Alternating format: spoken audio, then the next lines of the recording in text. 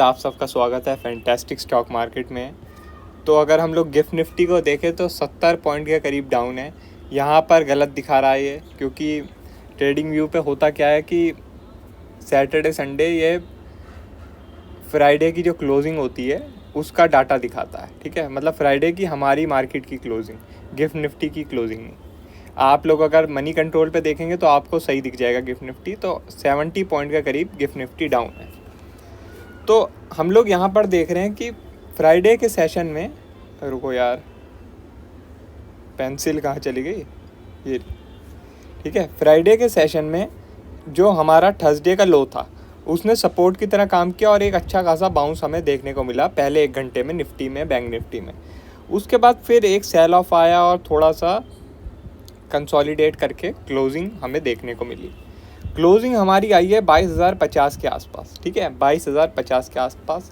हमारा जो major support है वो है 21,850 का लेवल। ठीक है, 21,850 का। अब हम लोग देख रहे हैं 70 पॉइंट का गैप डाउन, इसका मतलब 22,000 के नीचे ओपन हो सकता है। ठीक है, 22,000 के नीचे ओपन हो सकता है। अगर तो आज का जो लो है जो कि 21,950 इसने ब्रेक नहीं किया तो भाई कोई सेल बनेगा ही नहीं। अगर 21,950 ब्रेक कर दिया तो हो सकता है 21,850 तक हमें देखने को मिल जाए, लेकिन 21,850 एक बहुत ही ज़्यादा मेजर सपोर्ट का लेवल रहेगा निफ्टी के लिए। अब जैसे कि मैंने आपको टेलीग्राम पे बताया था कि जो FIIs हैं उनकी जो शॉर्ट पोजीशन है 67% हो चुकी है। ठीक है, 67% हो चुकी है। अब मैंने नया डाटा नहीं देखा, तो मेरे हिसाब से FIIs ने अपनी कुछ शॉर्ट पोजीशन फ्राइडे के सेशन में कट की होंगी। 67 से 65 या 64 हो सकता कर दी हो। ठीक है, तो अब FIIs ने अपनी अगर शॉर्ट पोजीशन कम की होगी तो इसका मतलब ये है कि हम लोग यहाँ पर हो सकता थोड़ा बहुत कंसोलिडेशन देखें, थोड़ा बहुत कंसोलिडेशन देखें, हम लोग ज़्यादा ना गिरे।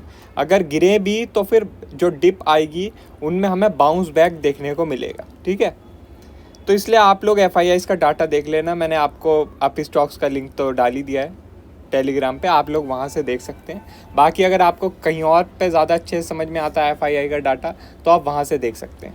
अगर FIIs ने अपनी जो शॉर्ट पोजीशन है थोड़ी कम की होगी तो बहुत ज़्यादा हाई चांस रहेगा कि जो डिप आएंगी अब उनमें हम बाइंग आता हुआ देख सकते हैं, उनमें बाइंग आता हुआ देख सकते हैं। ऐसा नहीं बोल रहा मैं कि अब यहाँ से भाई बिल्कुल ही नया ऑल टाइम हाई लग जाएगा, लेकिन अब जो यहाँ पर एक वेव बनी है सेलिंग की, उसका थोड़ा एक रिट्रेसमेंट की वेव आ सकती है, एक बाउंस बैक हम लोग फिर देख सकते हैं। ठीक है, आप लोग जैसे जानते हैं भाई मार्केट एक वेव काउंट में चलती है। ठीक है, वेव काउंट में चलती है।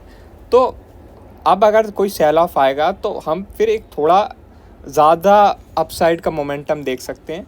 जैसे अभी क्या है कि हमने बिल्कुल ही जो भी हमारा रीसेंट हाई लगता था उसे हम क्रॉस नहीं कर पाते थे। ठीक है, उसे हम क्रॉस नहीं कर पाते थे। तो हो सकता है इस दफ़े हम जो रीसेंट हाई है उसे क्रॉस करें और एक नया हाई बनाएं, एक नया हाई बनाएं। उसके बाद फिर हम जो लो बनाए वो थोड़ा लोअर लो बनाएं।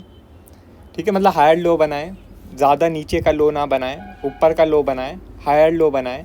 और उसके बाद फिर यहाँ थोड़ा बहुत हो सकता है कंसोलिडेशन करने के बाद दोबारा फिर धड़ाम गिरे, क्योंकि जो वीकली पैटर्न बना हुआ है आप लोग अगर देखें, वीकली पैटर्न जो बन चुका है निफ्टी में वो बहुत ज़्यादा ख़राब बन चुका है, बहुत ज़्यादा ख़राब। ठीक है, आप लोग यहाँ देखें कि भाई एक ग्रेव स्टोन डोजी बनी थी, उसके बाद यहाँ पर भी एक ख़राब डोजी कैंडल बनी थी, अब यहाँ पर एक बहुत ही बड़ी रेड कैंडल बनी है और उस रेड कैंडल ने पिछली जो 2 ग्रीन कैंडल थी उनके लो के नीचे क्लोजिंग दी है। ठीक है, तो जो कि बहुत ज़्यादा ख़राब साइन होता है, बहुत ही ज़्यादा ख़राब साइन। ठीक है, तो अब जब तक कि हम निफ्टी में 22,600 के ऊपर कोई डेली कैंडल की क्लोज ना देखें 22,600 के ऊपर, तब तक हम पोजिशनली बुलिश नहीं हो सकते, पोजिशनली बुलिश। ठीक है, हम इंट्राडे में ही बुलिश हो सकते हैं। इंट्राडे में हमें अगर बाइंग की अपॉर्चुनिटी मिलती है तो हम बाइंग का ट्राई कर सकते हैं, लेकिन पोजिशनली नहीं हो सकते। पोजिशनली हम तभी बुलिश हो सकते हैं जब 22,600 के ऊपर हमें कोई डेली कैंडल की क्लोज मिले। अभी क्या है कि मार्केट इस हफ्ते अच्छा खासा गिर भी चुकी है। ठीक है, अच्छा खासा गिर भी चुकी है, तो ऐसा भी नहीं कर सकते हम कि भाई पुट ही बाय करते रहें। ठीक है, क्योंकि भाई पुट अगर हम बाय करते रहेंगे तो फिर हमारा नुकसान भी हो सकता है, क्योंकि मार्केट काफ़ी गिर चुकी है। अब वैसे आप लोग बोलेंगे कि भाई इसको तुम बहुत गिरना बोल रहे हो और ये जो राइज़ किया था उसे तुम कुछ नहीं बोल रहे। ठीक है, हो सकता है जैसे राइज़ किया वैसे ही फॉल भी कर जाए। तो देखो इस चीज़ का चांस है, मैं मना नहीं कर रहा कि भाई जैसे राइज़ किया वैसे ही गिर भी सकती है, वेरी मच पॉसिबल है। लेकिन आप लोग जानते हैं कि भाई अभी इलेक्शन का टाइम है और कोई भी सरकार ये नहीं चाहेगी कि इलेक्शन से पहले मार्केट पूरी तबाह हो जाए और जो है मार्केट में काफ़ी ज़्यादा बैड सेंटीमेंट बन जाए। ठीक है, क्योंकि आप लोगों ने देखा होगा कि बस एक हफ्ते की जो सेलिंग है, एक हफ्ते की सेलिंग ने ही लोगों के दिमाग में एक चीज़ डाल दी है कि क्या बीजेपी मतलब पावर में वापस आएगी भी या नहीं। मतलब ये चीज़ आने लगी है लोगों के दिमाग में कि हो सकता है बीजेपी हार ही जाए। ठीक है, हार ही जाए, बस एक हफ्ते की सेलिंग ने ये करके दिखा दिया जो अभी तक कोई नहीं करके दिखाया।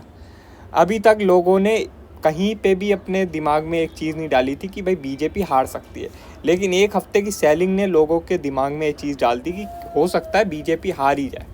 ठीक है, तो सरकार चाहेगी कि भाई थोड़ा सा मार्केट को स्टेबलाइज किया जाए, ज़्यादा पैनिक ना आए। अगर कोई पैनिक आना भी है तो भाई इलेक्शन के रिज़ल्ट के बाद ही आए, इलेक्शन के रिज़ल्ट से पहले ना आए। आप लोग जानते हैं कि अभी शायद 15 या 16 मई को जो चौथा फेज़ का इलेक्शन भी है। ठीक है, चौथा फेज़ का इलेक्शन भी है।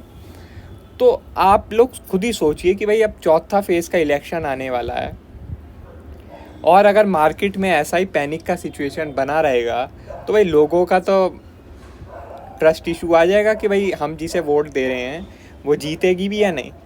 देखो यहाँ पे मैं थोड़ा सा ट्रैक से बाहर निकल रहा हूँ, मार्केट की कम बातें कर रहा हूँ, थोड़ा पॉलिटिक्स की ज़्यादा बातें कर रहा हूँ, लेकिन आप लोग जानते हैं कि जो मार्केट है वो भी इन सब चीज़ों से जुड़ी रहती है। ठीक है, तो हमें उस तरफ भी थोड़ा बहुत सोचना पड़ता है। तो मेरे हिसाब से चौथा फेज़ का जो इलेक्शन है, चौथा फेज़ का जो इलेक्शन है उससे पहले कोई और पैनिक लो नहीं लगने वाला है मार्केट में, कोई और पैनिक लो नहीं लगने वाला। हो सकता है यहाँ पर हम डोजी देख लें, दो हो सकता है हम लगातार डोजी देख लें, लेकिन ज़्यादा फॉल मैं एंटीसिपेट नहीं कर रहा हूँ।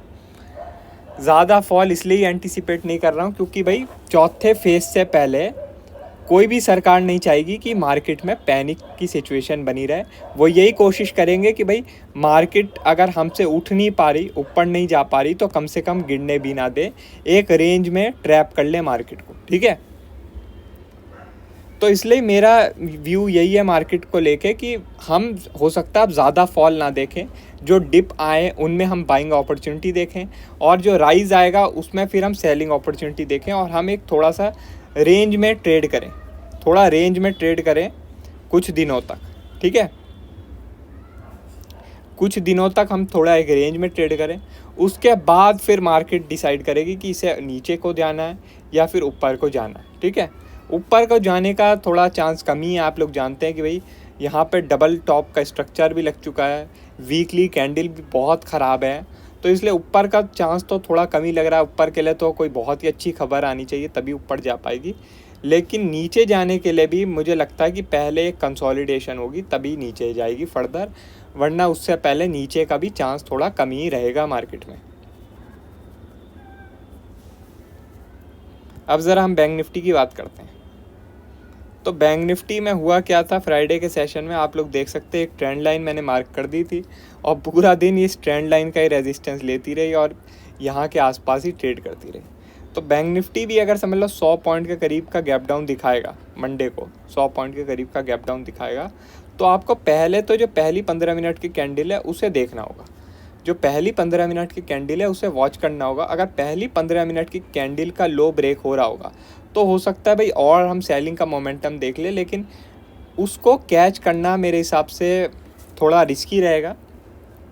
लेकिन अगर जो पहली 15 मिनट की कैंडल है उसका हाई ब्रेक हो जाता है तो फिर हो सकता है हम एक बाउंस बैक देखें वापस से यहाँ तक, जो कि है 47,800 का लेवल। 47,800 तक हम वापस से एक बाउंस बैक देख सकते हैं, मगर इसके लिए हमें पहली 15 मिनट की कैंडल का हाई और लो मार्क करना होगा। पहली 15 मिनट की कैंडल के हाई के ऊपर ट्रेड करेगा तभी हम 47,800 का टारगेट ले सकते हैं, उससे पहले नहीं। ठीक है, तो मंडे के लिए जो पहली 15 मिनट की कैंडल है वो काफ़ी इंपॉर्टेंट रहेगी।